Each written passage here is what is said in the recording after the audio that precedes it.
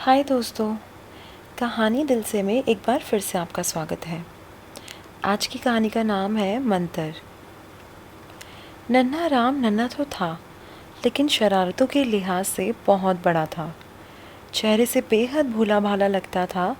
कोई नक्शा या रेखा ऐसी नहीं थी जो चुलबुलेपन का पता दे। उसके शरीर का हर अंग भद्देपन की हद तक मोटा था। उम्र मुश्किल से 8 बरस की होगी, पर बला का ज़हीन और चालाक था। लेकिन उसकी समझ और चालाकी का पता उसके ढांचे से लगाना बहुत मुश्किल था। राम के पिता मिस्टर शंकराचार्य MA LLB कहा करते थे कि मुंह में राम और बगल में छुरी वाली मिसाल इस राम के लिए बनाई गई है। राम के मुंह से राम राम तो किसी ने नहीं सुना था, पर उसकी बगल में छुरी की जगह एक छोटी सी छड़ी ज़रूर रहा करती थी, जिसे वो कभी कभी बगदादी चोर की तलवारबाजी की नकल किया करता था। जब राम की माँ यानी मिसेस शंकराचार्य उसको कान से पकड़कर उसके बाप के सामने लाई, तो वो बिल्कुल चुप था। आंखें खुश्क थी।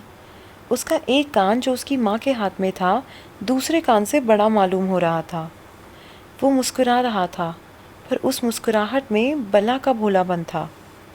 उसकी माँ का चेहरा गुस्से में तमतमाया हुआ था, पर राम के चेहरे से पता चल रहा था कि वो अपनी माँ से खेल रहा है और अपने कान को माँ के हाथ में देखकर एक खास किस्म का आनंद ले रहा है।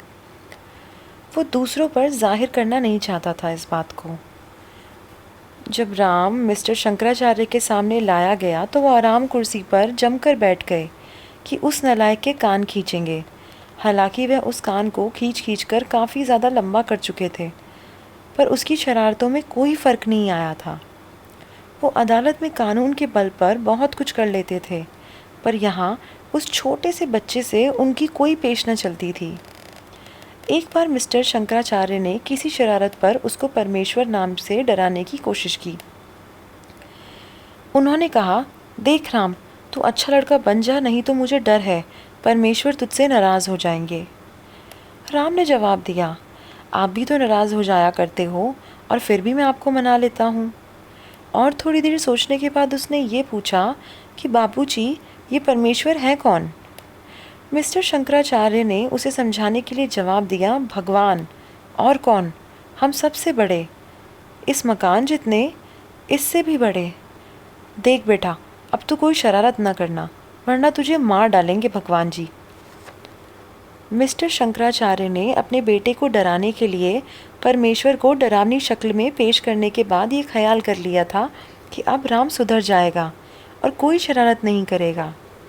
पर राम ने, जो उस वक्त चुप बैठा था, अपने दिमाग के तराजू में परमेश्वर को तोलना शुरू कर दिया था। कुछ देर गौर करने के बाद जब बड़े भोलेपन से कहा, बापूजी, आप मुझे परमेश्वर दिखा दीजिए, तो मिस्टर शंकराचार्य की सारी कानूनदानी और वकालत धरी की धरी रह गई। किसी मुकदमे का हवाला देना होता तो वो उसको फाइल निकाल कर दिखा देते, या अगर कोई ताज़ी रातें हिंद किसी धारा के बारे में सवाल करता, तो वो अपनी मेज़ पर से वो मोटी किताब उठाकर खोलना शुरू कर देते, जिसके कवर पर उनके उस बेटे ने चाकू से बेल बूटे बना रखे थे। पर वे परमेश्वर को पकड़कर कहाँ से लाते, जिसके बारे में उन्हें खुद कुछ अच्छी तरह मालूम नहीं था कि वो क्या है, कहाँ रहता है और क्या करता है। उसे वे अपने बेटे को कैसे समझाते? जिस तरह उन्हें ये मालूम था कि सेक्शन 379 चोरी के इल्ज़ाम पर लागू होता है, उसी तरह उनको ये भी मालूम था कि मरने और पैदा करने वाले को ही परमेश्वर कहा जाता है। और जिस तरह उनको ये मालूम नहीं था कि वो जिस कानून के बने हुए हैं उसकी असलियत क्या है, उसी तरह उनको ईश्वर की असलियत क्या है नहीं मालूम थी। वो MA LLB थे, पर ये डिग्री उन्होंने ऐसी उलझनों में फंसने के लिए नहीं, बल्कि पैसा कमाने के लिए हासिल की थी। वो राम को परमेश्वर ना दिखा सके और ना ही उसको कोई माकूल जवाब दे सके, इसलिए कि ये सवाल ही कुछ और इस तरह अचानक तौर पे किया गया था कि उसका दिमाग बिल्कुल खाली हो गया था। वे बस इतना कह सकते थे कि जा राम जा, मेरा दिमाग ना चाट, मुझे बहुत काम करना है। इस वक्त भी उन्हें सचमुच बहुत काम करना था, पर वे पुरानी हारों को भूलकर फौरन ही इस नए मुकदमे का फैसला कर देना चाहते थे। उन्होंने राम की तरफ गुस्से भरी निगाहों से देखकर अपनी धर्मपत्नी से कहा, आज इसने कौन सी नई शरारत की है? मुझे जल्दी से बताओ, मैं आज इसको दुगनी सज़ा दूंगा। मिसेस शंकराचार्य ने राम का कान छोड़ दिया और कहा, इस मुए ने तो जीना दुर्भर कर रखा है। जब देखो नाचना कूदना, ना आए की शर्म ना गए का लिहाज। सुबह से मुझे तंग कर रहा है, कई बार पिट चुका है अब तक, पर ये अपनी शरारतों से बाज ही नहीं आता। किचन से 2 कच्चे टमाटर निकाल कर खा गया है, अब मैं सलाद में इसका सर डालूं? ये सुनकर मिस्टर शंकराचार्य को एक धक्का सा लगा। वह ख्याल कर रहे थे कि राम के खिलाफ कोई संगीन इल्ज़ाम होगा, पर यह सुनकर कि उसने किचन से सिर्फ 2 कच्चे टमाटर निकाल कर खाए हैं, उन्हें घोर निराशा हुई। राम को झिड़कने और कोसने के लिए उनकी सब तैयारी ठंडी पड़ गई थी। उनको ऐसा महसूस हुआ कि उनका सीना एकदम खाली हो गया, जैसे एक बार उनकी मोटर के पहिए की सारी हवा निकल गई। टमाटर खाना कोई गुनाह नहीं। इसके अलावा अभी कल ही मिस्टर शंकराचार्य के एक दोस्त ने, जो जर्मनी से डॉक्टरी की ऊंची सनद लेकर आए थे, उनसे कहा था कि अपने बच्चे को खाने के साथ कच्चे टमाटर ज़रूर दिया कीजिए, क्योंकि उनमें खूब विटामिन होता है। पर क्योंकि अब वो राम को डांटने डपटने के लिए तैयार हो गए थे और उनकी पत्नी की भी यही इच्छा थी, इसलिए उन्होंने थोड़ी देर गौर करने के बाद एक कानूनी नुक्ता निकाला और इस खोज पर मन ही मन खुश होकर अपने बेटे से कहा, मेरे पास आ और जो कुछ मैं तुझसे पूछूं सच सच बताना। मिसेस शंकराचार्य चली गई और राम खामोशी से अपने बाप के पास जाके खड़ा हो गया। मिस्टर शंकराचार्य ने पूछा, तूने किचन से 2 कच्चे टमाटर निकाल कर क्यों खाए? 2 कहाँ थे, मम्मी तो झूठ बोलती हैं। तो तू ही बता दे कितने थे। 1.5, 1 और आधा। राम ने ये शब्द उंगलियों से 1 और आधे का निशान बनाकर कहा। दूसरे आधे से मम्मी ने दोपहर को चटनी बनाई थी। चल 1.5 ही सही, पर तूने वहाँ से उठाए क्यों? खाने के लिए उठाए। ठीक है, पर तूने चोरी की। मिस्टर शंकराचार्य ने कानूनी नुक्ते को पेश किया। चोरी? पापा मैंने चोरी नहीं की, टमाटर खाए हैं। ये चोरी कैसे हुई? ये कहता हुआ वो फर्श पर बैठ गया और गौर से अपने बाप की तरफ देखने लगा। ये चोरी थी। दूसरे की चीज़ को उसकी इजाज़त के बिना उठा लेना चोरी होती है बेटा। मिस्टर शंकराचार्य ने यूं ही अपने बच्चे को समझाया और सोचा कि वो उनका मतलब अच्छी तरीके से समझ गया है। राम ने झट से कहा, पर टमाटर तो हमारे अपने ही थे। मतलब मम्मी के? मिस्टर शंकराचार्य सिटपिटा गए। फ़ौरन ही उन्होंने अपना मतलब स्पष्ट करने की कोशिश की। तेरी मम्मी के थे ठीक है, पर वो तेरे नहीं हुए ना। जो चीज़ उनकी है वो तेरी कैसे हो सकती है? देख सामने टेबल पर जो तेरा खिलौना पड़ा है, उठा ला, मैं तुझे अच्छी तरह समझाता हूँ। राम उठा और दौड़कर लकड़ी का घोड़ा उठा के लाया और उसे अपने पापा के हाथ में दे दिया। मिस्टर शंकराचार्य बोले, हाँ तो देख, ये घोड़ा तेरा है ना? हाँ जी। अब अगर मैं इसे तेरी इजाज़त के बिना उठाकर अपने पास रख लूँ तो ये चोरी होगी। फिर मिस्टर शंकराचार्य ने ये बात और भी साफ करने के लिए कहा, और मैं चोर? नहीं पापा, आप इसे अपने पास रख सकते हैं, मैं आपको चोर नहीं कहूँगा। मेरे पास खेलने के लिए हाथी तो है। क्या अभी तक आपने देखा नहीं? कल ही मुंशी दादा ने लाकर दिया है। 1 मिनट रुको, ये कह के वो दूसरे कमरे में चला गया और मिस्टर शंकराचार्य आंखें झपकाते रह गए। दूसरे दिन मिस्टर शंकराचार्य को एक खास काम से पूना जाना पड़ा। उनकी बड़ी बहन वहीं रहती थी। एक अरसे से वो छोटे राम को देखने के लिए बेकरार थी, इसलिए एक पन दो काज कहावत के अनुसार मिस्टर शंकराचार्य अपने बेटे को भी साथ ले गए, पर इस शर्त पर कि वो रास्ते में कोई शरारत नहीं करेगा। नन्ना राम तो इस शर्त को बोरी बंदर स्टेशन तक ही निभा सका।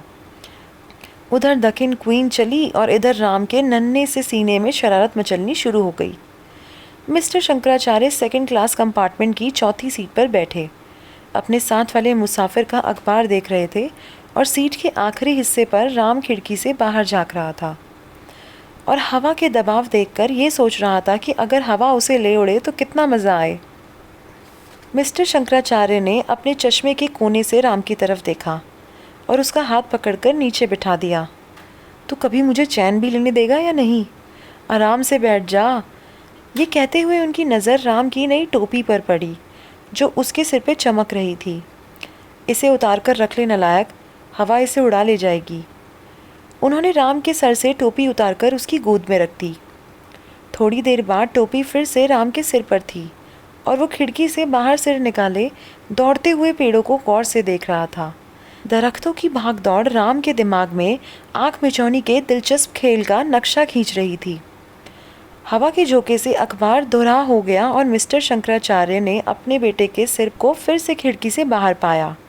गुस्से में उन्होंने हाथ खींचकर उसे अपने पास बिठा लिया और कहा, अगर तू यहाँ से 1 इंच भी हिला ना तो तेरी खैर नहीं।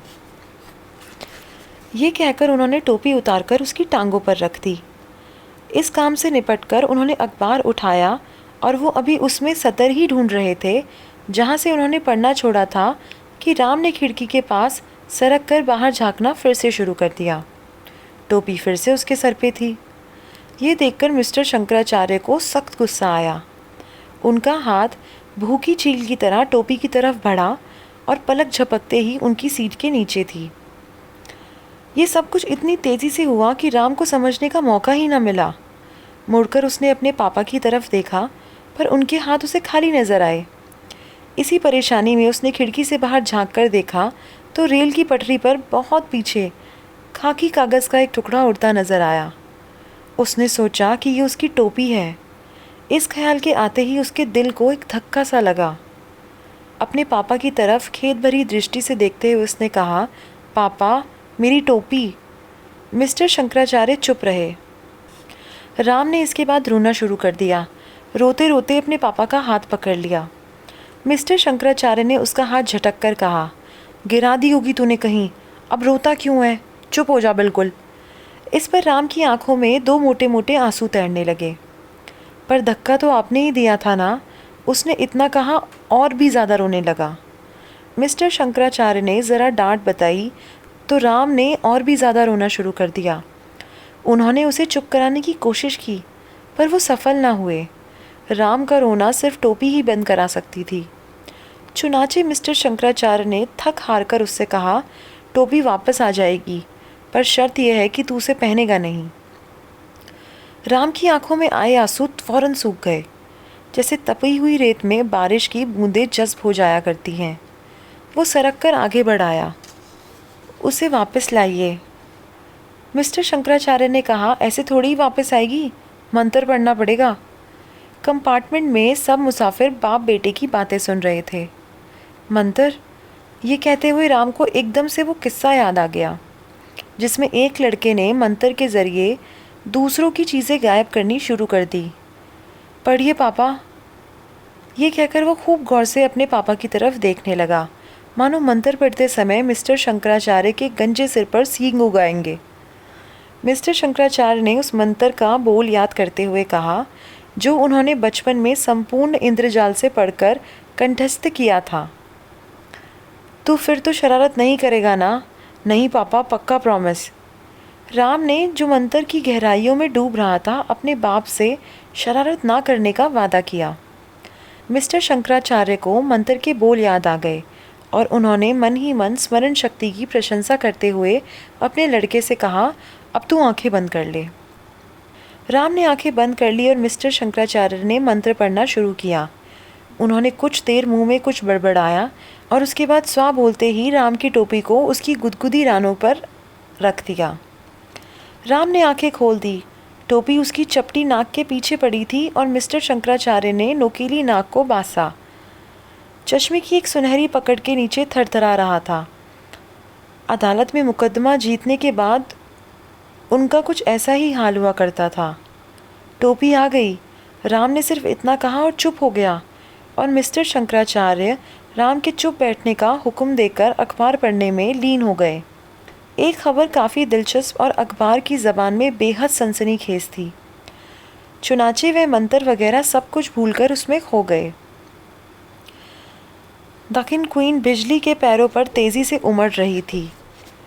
उसकी पहियों की एक रस गड़गड़ाहट सनसनी पैदा करने वाली खबर की हर स्तर को शाब्दिक सहायता दे रही थी। मिस्टर शंकराचार्य ये लाइन पढ़ रहे थे। अदालत पर सन्नाटा छाया हुआ था। सिर्फ टाइपराइटर की टिक टिक सुनाई दे रही थी। अभियुक्त सहसा चिल्लाया, पापा।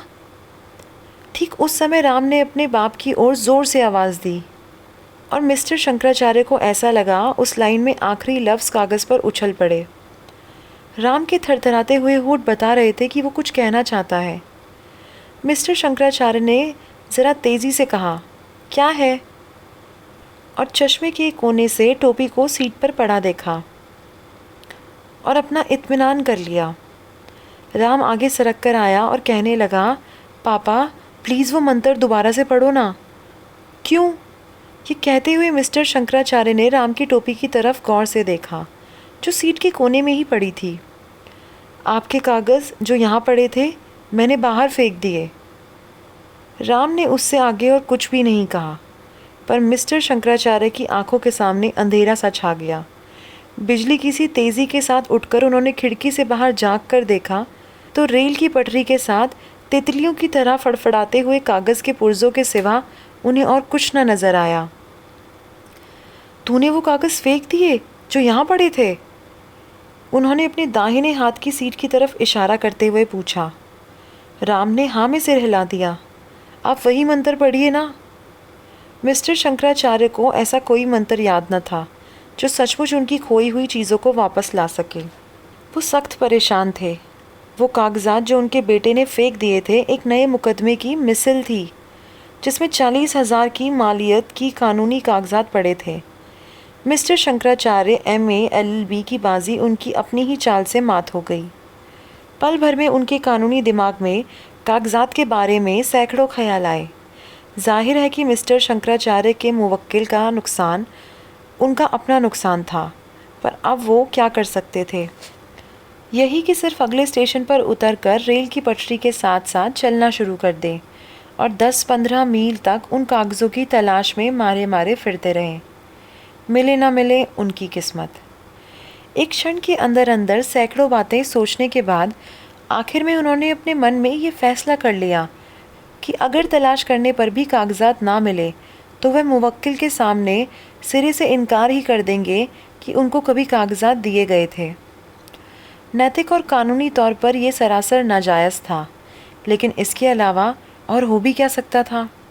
मिस्टर शंकराचार्य के मुंह में कड़वाहट सी पैदा हो रही थी। सहसा उनके मन में आया कि कागज़ों की तरह वह राम को भी उठाकर गाड़ी से बाहर फेंक दें, पर इस इच्छा को सीने में दबाकर उन्होंने उसकी ओर देखा। राम के होठों पर एक अजीबोगरीब मुस्कुराहट फैल रही थी। उसने फिर से पूछा, पापा मंत्र पढ़ो ना प्लीज़। आराम से बैठा रहे वरना याद रखेगा गला घोट के जान से मार दूंगा तुझे। मिस्टर शंकराचार्य भन्ना गए। उस मुसाफिर के होठों पर जो गौर से बाप बेटे की बातें सुन रहा था एक अर्थपूर्ण मुस्कुराहट नाच रही थी। राम आगे सरक आया। पापा आप आंखें बंद कर लीजिए, मैं मंत्र पढ़ता हूँ।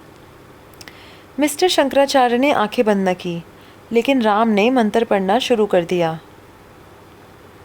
वो कुछ देर अपने मुंह में कुछ बड़बड़ाता रहा और उसके बाद स्वाहा के साथ ही मिस्टर शंकराचार्य को मांसल रानों पर कागज़ों का एक पुलिंदा आ गिरा। उनकी नाक के बासे चश्मे की सुनहरी पकड़ के नीचे ज़ोर से काँपा। राम की चपटी नाक के गोल गोल गाल और नथुने भी काँप रहे थे। तो फ्रेंड्स, कैसी लगी आपको ये कहानी? अगर आपको ये कहानी पसंद आई हो तो वीडियो को लाइक ज़रूर कीजिए, चैनल को सब्सक्राइब कीजिए और ऐसे और कंटेंट के लिए हमारे साथ जुड़े रहिए। मैं मिलती हूँ आपसे अगली कहानी में। तब तक के लिए take care and thank you for your time.